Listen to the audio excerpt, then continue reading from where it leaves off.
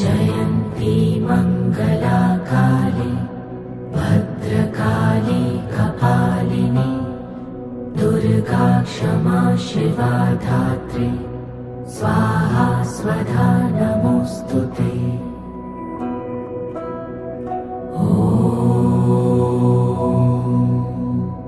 जयन्ती मङ्गला काली भद्रकाली कपालिनी दुर्गा क्षमा शिवा धात्री स्वाहा स्वधा नमोऽस्तुते।